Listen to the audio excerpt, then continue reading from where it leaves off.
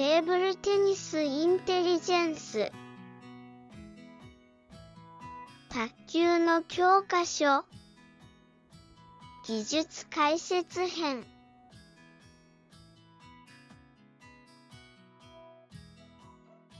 本日はスン・イーシャ選手から学ぶフォアドライブの極意です。まずはスン・イーシャ選手のプロフィールから紹介します。伊藤選手、早田選手、平野選手と同世代で、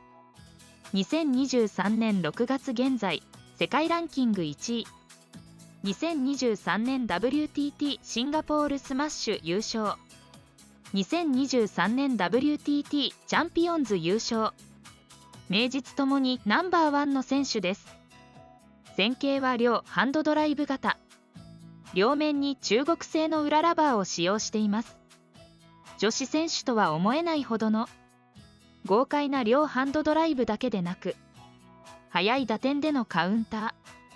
ー、軽快なフットワークが持ち味です。筋力は太刀打ちできないですが、小柄な体格のため日本人は真似しやすいのではないでしょうか。そんなスン・イーシャ選手から本日はフォアドライブのスイングの仕方を学びましょう。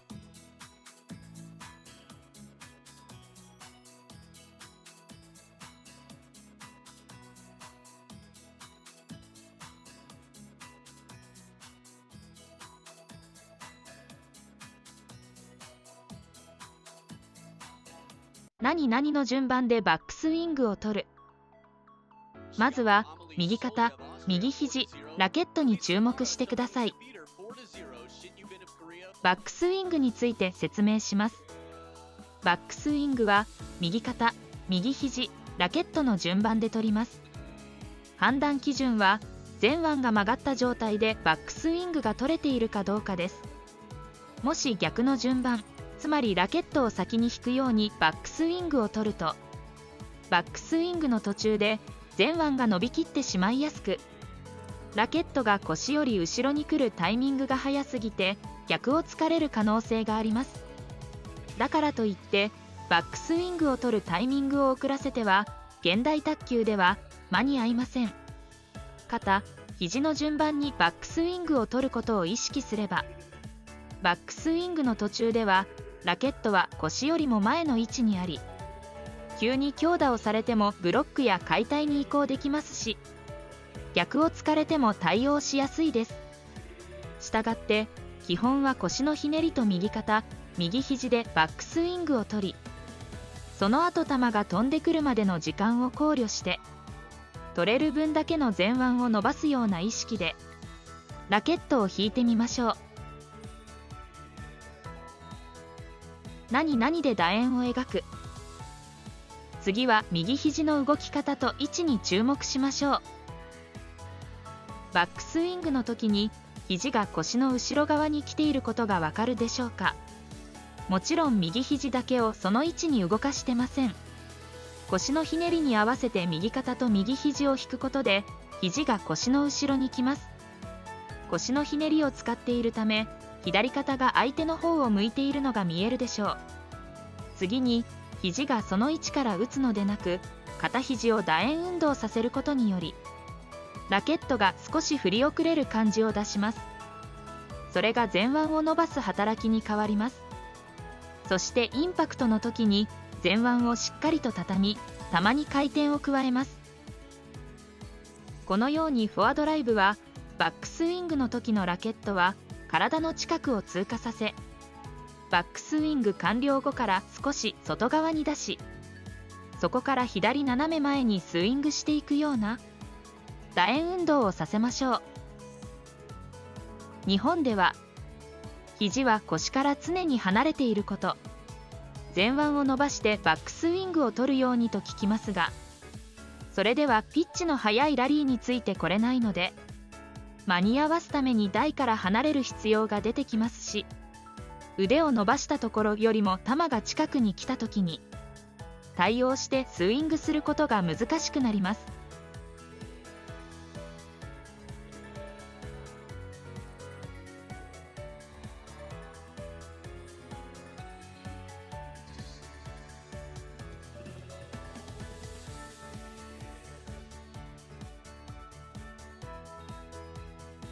したがって基本は片肘で、体の近くをラケットが通過するようにバックスイングを取り、そこから少し右側に肘やラケットを出してからスイングをするようにしましょう。それでは最後に違う角度からのスン選手のドライブとその他の選手のプレーを見て本日はお別れしたいと思います。多少選手によって異なる部分もありますが、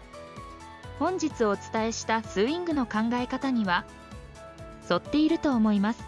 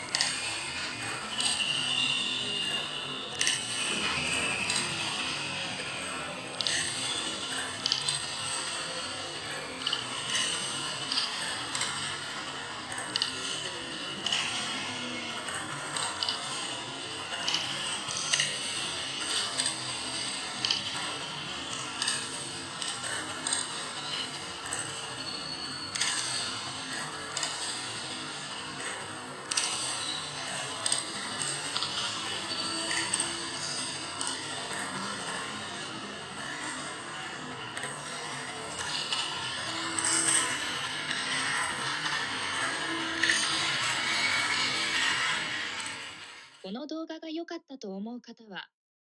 高評価とチャンネル登録をお願いします。また、質問や解説してほしいことがあれば、コメントをお願いします。実際に一流選手がプレイしている動画を用いての技術や戦術の解説動画も作成中です。こちらは有料となりますので、ご興味のある方は、インスタグラムの DM、公式 LINE よりお問い合わせください。インスタグラムや公式 LINE の案内は、この動画の概要欄をご確認ください。本日のレッスンは以上で終了です。ご視聴ありがとうございました。